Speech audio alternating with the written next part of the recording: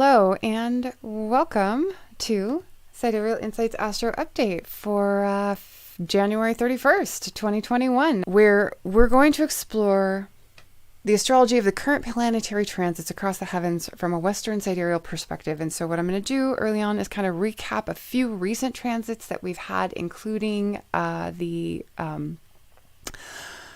full moon that we just had. We're going to talk a bit about the Mercury retrograde and what you might expect with that. And then we're going to go into quite a bit of detail about the upcoming transits over the coming 2 weeks from a Western sidereal perspective. And so if you need to look up your sidereal sign placements, you're going to want to do that. You can use the easy online calculator at mystickphysick.com/sidereal tools to find out for free what your sidereal placements are. I'm Phaedra. For those of you who are new to the broadcast, I'm the astrologer and artist of Mystick Physick Astrology, and I use Western sidereal astrology in my practice. And really what I like to do is help you reconnect with your soul purpose and remember why you came into this life to begin with. But really the aim with the broadcast is to help you consciously use the energy of the transiting planets to affect your life in a positive way. Basically harness the energy, learn to respond to your transits rather than just react to them. Anticipate. And that helps you kind of ride the trends a little bit more easily. What I want to do first is kind of recap where we're at astrologically from a Western sidereal perspective. We have all of the planets except for Mercury in forward motion. Of the outer planets, the last one to resume direct motion was Uranus, and that happened on January the 14th. But that was just the day before Mercury entered his retrograde shadow for this first retrograde of the year. Typically, this would be the window where we would be encouraging you to be driving forward on all your major initiations and initiatives for the year. But right now you're going to want to hold off until after Mercury stations direct again. This is kind of an interesting Mercury retrograde in the sense that Mercury had just entered Aquarius on the 26th, just a handful of days ago. And then he stationed retrograde yesterday. And he's going to be back in Capricorn on the 2nd or 3rd, I think the 3rd of February, coming up here in just a few days. And so most of his retrograde is going to be backtracking through Capricorn, where he's just spent the last several weeks. And Capricorn is a little bit different expression than Mercury and Aquarius. And we'll talk about how those are experienced differently. Once he re-enters Capricorn, this really focuses our mind on practical matters, on our ambitions, on analyzing structures and foundations for integrity, for understanding where it is we might need to destroy and rebuild in order to rebuild for a stronger foundation. And the reason this is relevant, is because with his entry into Capricorn initially, we had Pluto in play in that chart. So it's about destruction and rebuilding. Okay. And as I had mentioned, when that transit of Mercury in Capricorn began, that there was a risk of destructive arguments potentially that could cost friendships, that there was a potential for sudden changes of fortune, which could destabilize social structures in our lives or work we do within organizations. And to ask yourselves how you're expending your social capital and your influence. Now, that was his first run through Capricorn. And once he re-enters during his retrograde, that'll be an opportunity to kind of review some of the work and some of the actions that you took during his initial pass through Capricorn. But Mercury retrograde is also a fantastic opportunity to reconcile. So what I would say is that if you did run into issues where you encountered destructive arguments that cost friendships or that had a social consequence, Mercury's retrograde in Capricorn could be an opportunity to reconcile those relationships. And we'll talk a little bit more about reconciliation as a theme a little bit more as we move into the broadcast. Right now, we also have Venus in Capricorn. She just moved into Capricorn on the 28th of January, so just a few days ago. She joined Jupiter, Saturn, and Pluto already there in sidereal Capricorn, and Mercury is going to join them again here in just a few days. We've had Mars in Aries since the day after Christmas, and he's going to be in Aries until February 23rd. So that'll be later coming up in the month of February. Mars will move into Taurus. We'll talk about that in the next broadcast. But while he's in Aries, this is about taking decisive action towards your objectives or towards the objectives of a higher authority with whom you align. The objectives of this authority, what I mean by that is that they either align with your objectives or they support the manifestation of your personal objectives. And so this is really about acting with intention. It's about giving birth to what you desire, putting the focus on your own needs and wants, which is also a theme that we're going to talk about here coming up a little bit later in the broadcast. The Mars transit of Aries is a time to be assertive. Okay. Note, I didn't say aggressive, although you may notice folks around you and may possibly even yourself feeling a little bit aggressive right now. And that's because coming up tomorrow on the 1st of February, we have a Sun square Mars configuration, and that can tend to make us a little bit argumentative, a little bit aggressive. We have Jupiter in Capricorn. That will last for several more months now. We've been talking about that for a good portion of this past year. And that's really about aiming for results, not being satisfied with appearances or perceptions, because perceptions can be misleading. They can be manipulated. So focus on results. Start with dialogue, move towards truth. Penny, honey, you're going to have to wait, monkey. I need a pet door on my office door is maybe what I need. Now, keep in mind, Jupiter is in fall in Capricorn and not at his full strength. He's not giving us his best expression, even if he is still offering us a measure of protection while he's there and comes into play in different aspects. We also have Saturn in Capricorn. He's been there since January 31st of last year. So this marks his 1-year anniversary of transiting Capricorn. He'll be there until late January 2023. So we have 2 more years of that. And that really is about being tested for weakness, testing for strong foundations in the house, in the area of life that's ruled by Capricorn in your sidereal natal chart. And so that's where Saturn is putting the focus. He's wanting you to learn some good lessons about self-discipline, about responsibility, about maturity, about meeting your commitments in your Capricorn house, in your natal chart. And he's asking you to learn lessons that you'll take with you for a lifetime. Okay. Now, we just had Jupiter square off with the nodes at the lunar bendings, and I don't really have notes on this. I kind of spoke on this topic off the cuff on the fly in one of my last couple of broadcasts. So if you need to go back and watch either the last lunar live stream or the last Sidereal Insights Astro update, I'd almost recommend doing that. But what I wanted to call out in this regard, in terms of recapping, this happened on January 25th. And when we have a planet at the nodes, it's a shift in the dynamic.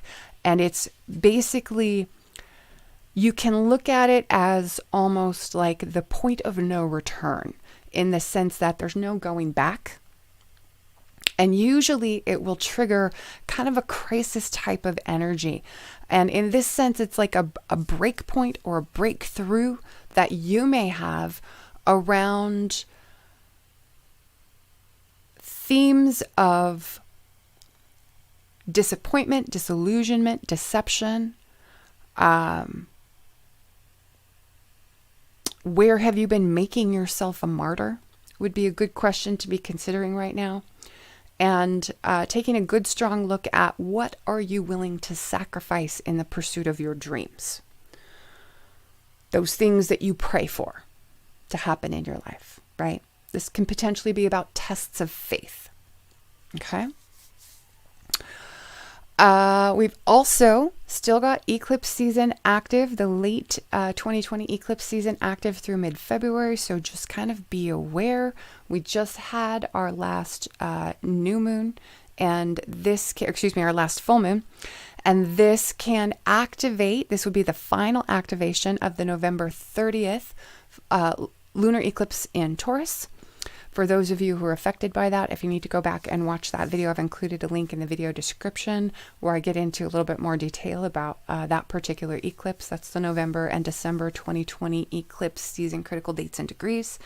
And that goes a little bit more in depth. And then coming up, we're going to have our final activation at the new moon in February around the 11th of the solar eclipse that we had in Scorpio, December 14th. So do keep that in mind. If you're one of the folks lucky enough to be affected by either of those eclipses, you'll be wanting to pay attention to the coming new moon in February. Okay. So we just had on the 28th that full moon in Cancer, and I kind of want to recap what I had written about that full moon. The same day as the full moon in Cancer, we had Venus make her shift into into Capricorn as she was conjoining Pluto. Okay, so this is kind of a significant full moon in Cancer in that sense. That had the potential to be tense and emotional. I don't know about y'all, but I certainly felt the emotional part of it. It was a potentially destructive full moon. The moon was ruling from her domicile, but she had Aries squaring off with her and with the sun, just having come off his conjunction with Uranus about a week or so before. I don't recall the exact date of that conjunction, but I want to say it was about a week or so. Might have been 10 days at the outside. But I think it was a week or so before and 10 days or so after Uranus had stationed direct. And that was cause for tension. The other cause for tension is the fact that we had a Sun conjunct Jupiter at the same time. And the moon was aspecting opposite Saturn the day of the full moon. And so this was all kind of complicating the emotionality surrounding that full moon. Moon and Mars are conflicting energies naturally, right? We're talking about hot, dry, masculine versus cool, wet, feminine. And that was right after Neptune had squared the nodes at the bendings. And so what I had talked about with that full moon energy was that there was a possibility of that triggering a break that's preceded by a sudden upset or a sudden conflict or a sudden argument or some kind of unexpected violence. And that because of the Venus-Pluto conjunction playing in, factoring in, that there was a potential for an influential partner or the influence of money to come into play in events or themes activated by that full moon, and that we may need to act or react quickly, or that we may have a tendency to impulsivity, or maybe a more outsized tendency to impulsivity. We can tend to be kind of impulsive at the full moon anyway. Mars and Aries are impulsive energies. So is Uranus, and Uranus is in sidereal energies. And keep in mind, they had just come off their conjunction. Uranus had just come off his station and returned to direct motion. And so this is a compounding of that impulsive energy right at the full moon. And so there's a very strong potential that some of us felt that very significantly. What I did call out for the full moon on the 28th was that the actions that you take around this full moon are likely to determine the outcome of your experience or the outcome of whatever it is you're working on. And you might think, well, duh, isn't that normal? Well, no, not normally. Sometimes it's the circumstances that determine our outcome. Sometimes it's other things in the chart that determine our outcome, because we always look to the condition of the ruler of a newer full moon to gain insight into the outcome. Well, in this case, the ruler of our full moon, the moon in Cancer, was square Mars in his domicile in Aries. And so this is specifically speaking to your actions, your choice as to your course forward and what you do, the activities that you engage in, and the way that you express your energy being directly relevant to the outcome that you experience, for good or ill. Okay? I did also note that this was a full moon that could potentially be rather disruptive, and that it would augur in a new cycle of partnership or a new cycle in love or finance beginning right around the same time. Okay. And so we're being asked to move in a new direction right now.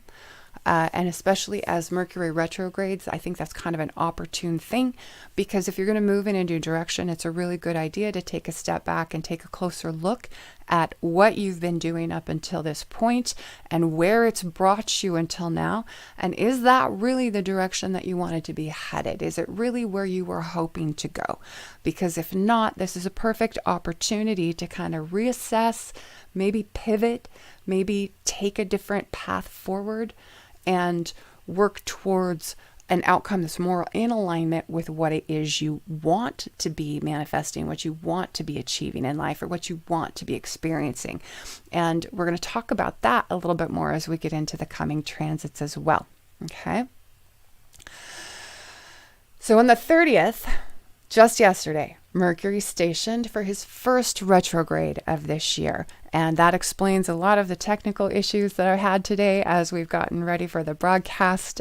Things were not quite working out. And then we had our lovely blue screen of death experience that really just kind of threw things completely off track. But most of this retrograde of Mercury will be backtracking through Capricorn. Like I said, he's in Aquarius just for a few days. By the 3rd, he'll move back into Capricorn until well after he returns to direct motion. He won't be back in Aquarius until March the 12th. Okay.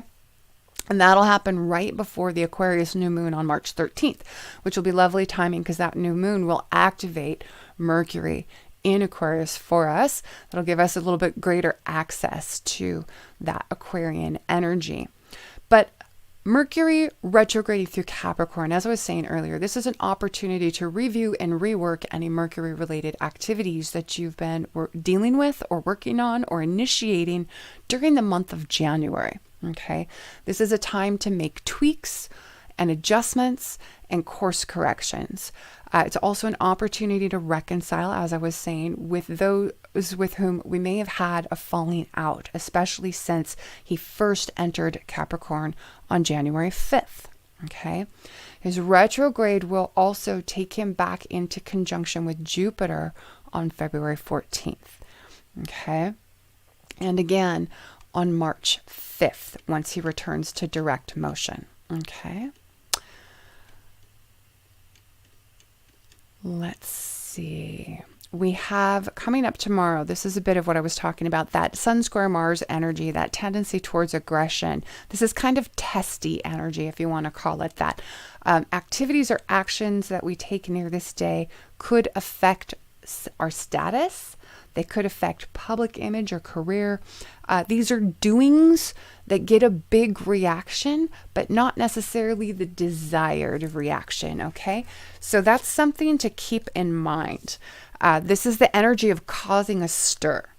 And I also described it in my notes here. We can bleep this out at the end. It's kind of a shit or get off the pot energy. It has to do with uncertain outcomes. It has to do with leaps of faith or acting on faith. It's kind of a go your own way and consequences be damned kind of energy. And that's in a way appropriate because this is the closing square between the Sun and Mars.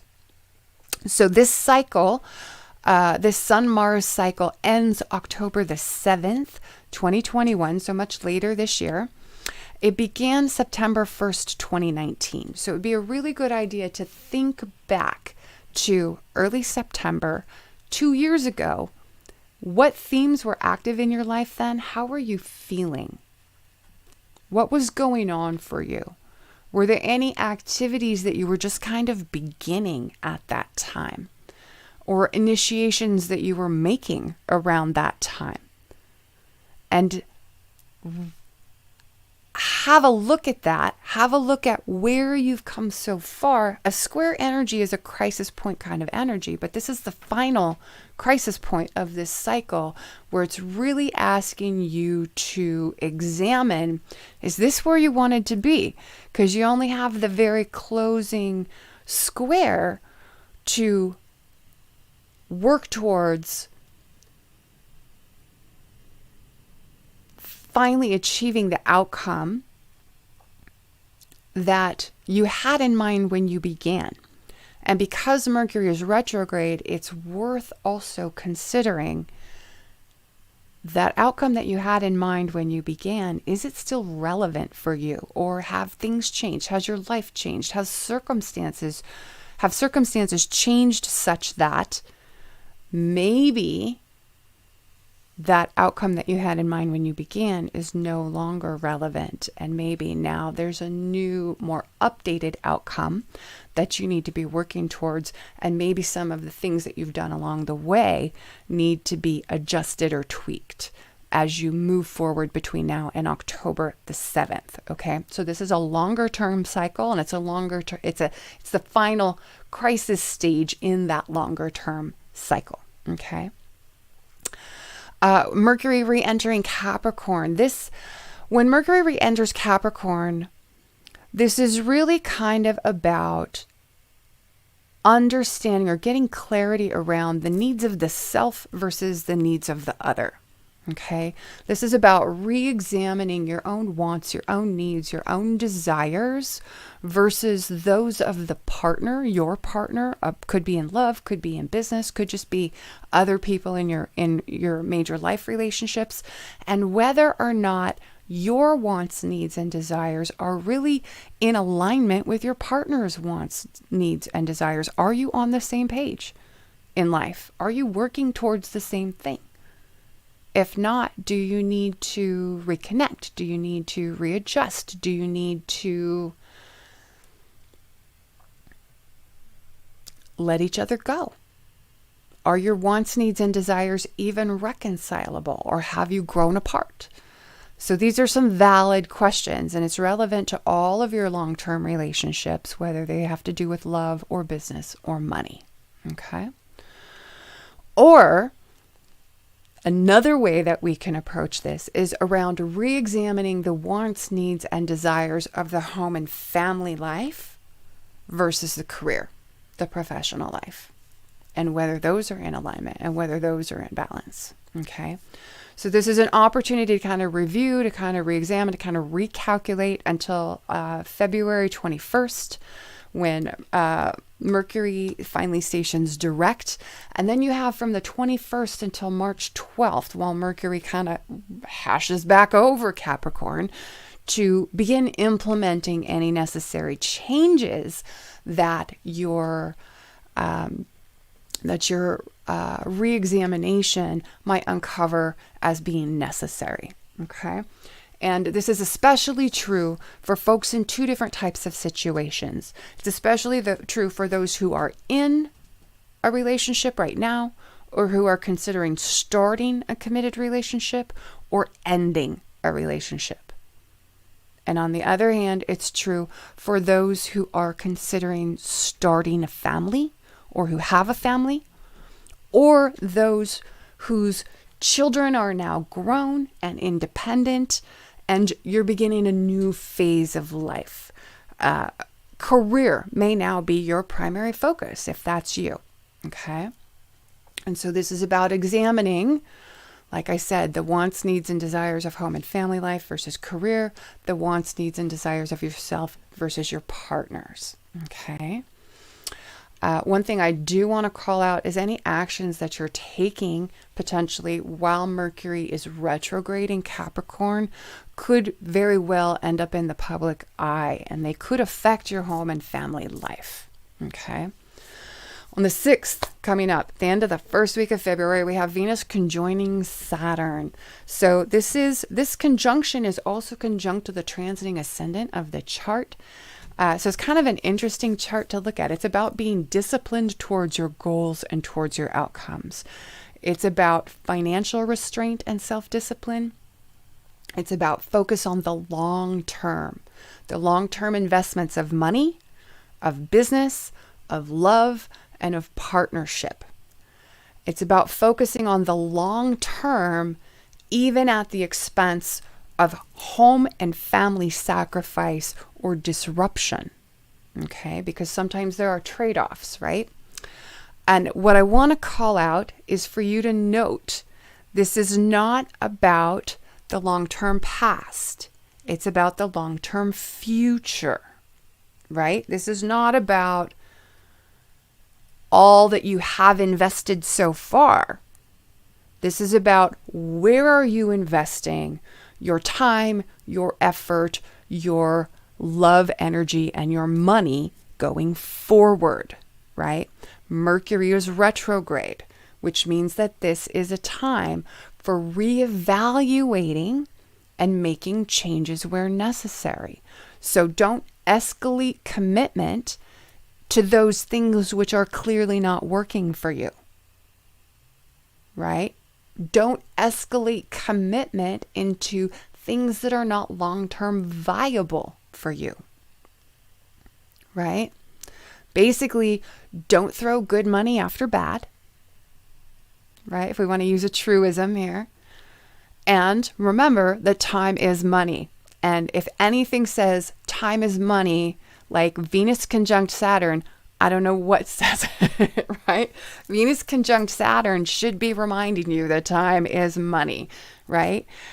Time is the one resource that you have in your life, the most valuable resource that you have in your life that is not renewable. Once you expend your time, you don't get it back. And so you need to be really wise and really considerate about how you invest your time. Okay? And if you've invested time long term in something that is just not going the way you wanted it to go, or just not providing the results that you would hope it provide, don't escalate your investment of time. Sometimes it's time to call things quits, just be done with something and invest your time and energy in things that are more viable for you. Okay. So it's just kind of like a get real kind of transit. This Venus conjunction of Saturn. Now, the next day, Venus is going to square Uranus, right? And this can also be a little bit disruptive. So this could throw up unexpected challenges or sudden upsets or disruption in love or business or money matters. And they may relate to, or whatever happens may inform your experience of that Venus-Saturn conjunction, right? And then on the 8th, we're going to have the Sun conjoining retrograde Mercury, just as Mars is sextiling Neptune. Now, this is an interesting day in terms of having both of these aspects active at once. This is a do-over day. It's a rethinking or reconsidering day, taking action towards your ideal, towards your dream perfect thing, towards your happily ever after. This is about going after what it is you really want, and that if you can be brave enough to do that, it'll change your life. Now, it'll change your life through the sacrifices that you'll have to make in order to do it, but making those sacrifices now will benefit you in the long run. Okay? Now, what's important about that date, about February 8th, is that the activities or events that occur on or near that date, or the themes that are active for you, could relate back to events and themes that were active back on December 19th, when we had the first Sun-Mercury conjunction. Okay, so this is an opportunity to think back to that date. What was going on? Where are you at now? What might you need to change to go forward? It's an opportunity to change course, to take a different tack. The next conjunction between these two will take place April 18th after Mercury returns to direct motion. And that date, mark it in your calendar, is likely to show you the final shape of things or bring you to the final stage of evolution in those events. Okay. Now, on the 10th of February, we have Mercury squaring Mars. And this could be kind of verbally confrontational types of energy. Now, there's a lot going on in this chart. It says to me there's a potential for mood swings, that there's a risk of feeling a little bit depressed or down. And there's the chance of having a sudden change of mind about something. There's a risk of loss of access to a partner's resources or a partner's support, which could affect business income. It could affect business activity. It could affect social networks. Okay, so be aware of that.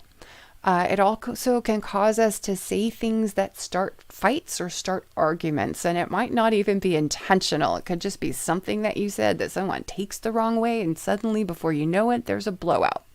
Okay? And that energy that's active that day could also trigger a change in status.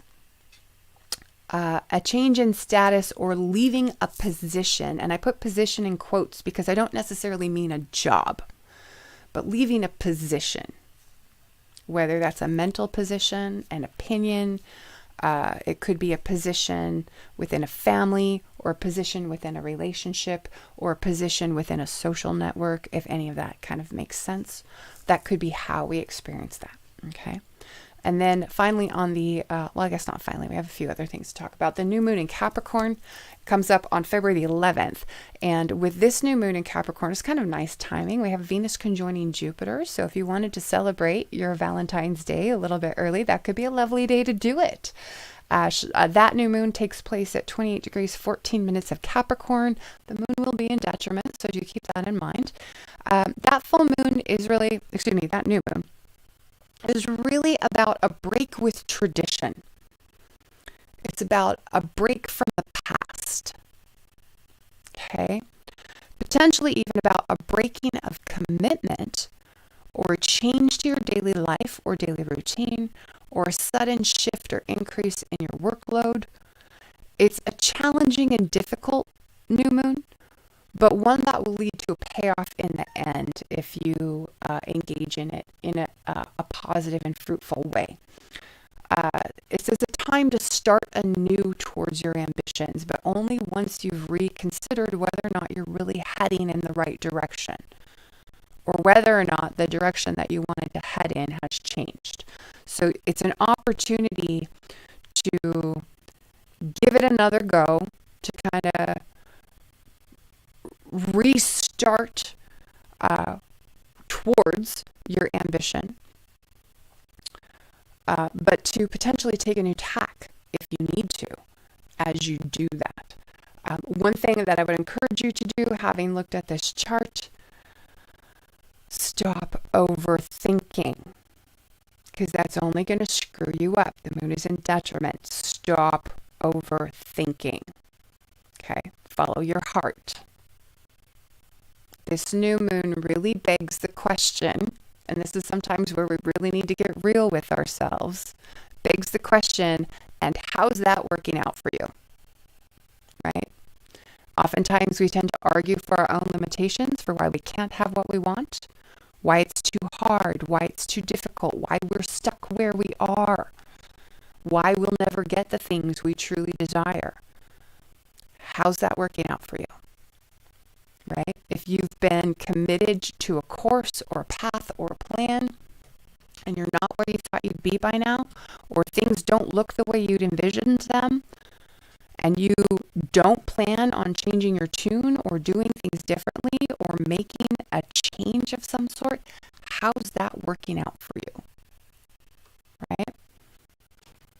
So this is an opportunity to grow, to begin a new cycle in love, in money, in partnership at the new moon in February on the 11th.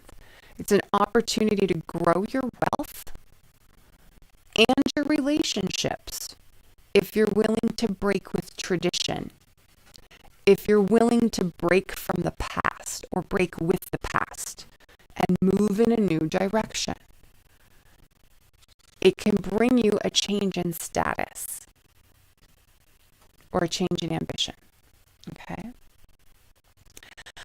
And then finally on the 13th, this is the last one that we're going to talk about for the day. The sun is going to move into Aquarius the same day. Mercury is going to conjoin Venus just in time for Valentine's Day here in the United States.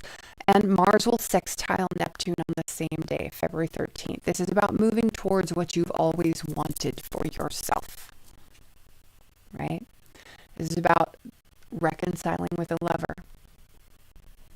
This is about rethinking your values.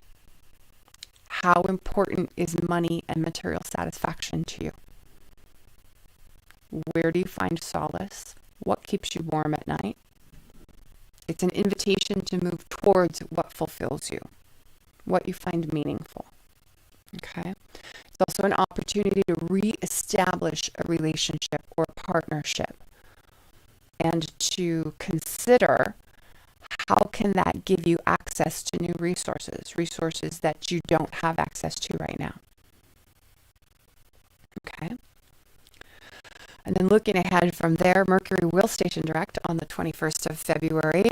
Same day, Venus will change signs, and Mercury will change signs Mars will change signs 2 days later. And then on the 27th, we're going to have our full moon in Leo. So there's a lot of late February activity coming up, but we'll talk about that on the next broadcast, the next Sidereal Insights Astro update. And that is coming up when I didn't update the date on my notes here. That's coming up 2 weeks from today, so on the 14th, on Valentine's Day. And I want to invite you, I have a few announcements. For those of you who prefer to take in your astrology in a podcast format, check out our new podcast on Anchor FM/Mystick Physick. You can catch all the podcasts right there. Please consider supporting us on Patreon. There's 3 different membership tiers you can enjoy, in which with each of them, you'll get special goodies that you won't get just by watching the videos. And in the not too distant future, it will be the only way in which you can participate in these broadcasts live. And it's always great when you can do that. I invite you to also head on over to Mystick Physick Astrology, mystickphysick.com/2021 and check out all the new 2021 Ultimate Astrological Planners and get yours ordered if you haven't already. It's going to give you a color-coded guide to the best days for love, luck, and business for all of 2021, along with color-coded Mercury retrograde cycles, so they will never sneak up on you again if this one has. You can avoid that. You can look ahead, see when they're coming. You can get prepared. You can make a plan even for how you would like to use them. And I would encourage you to do that. In fact, check out the blog post on the website at mystickphysick.com, the Mercury retrograde survival guide, which tells you exactly what you need to know to navigate Mercury retrograde cycles, and will give you some insight into how you can use Mercury retrograde to your advantage, to your benefit, depending on which house Mercury is retrograding in based on your chart. And if you're using a sidereal zodiac this go around, he'll be retrograding through Capricorn. So all you'll have to do is look at what house is that in my chart, go and look at the house in the guide, and how you can use Mercury retrograde in that house to make space and clear out and update your approach going forward so that you're on a better track once Mercury gains direct motion. And that is my cat telling me she has just had it with being stuck in my office with me. I want to thank you all for joining me live, and we will see you all again next time. Thanks so much. Bye-bye.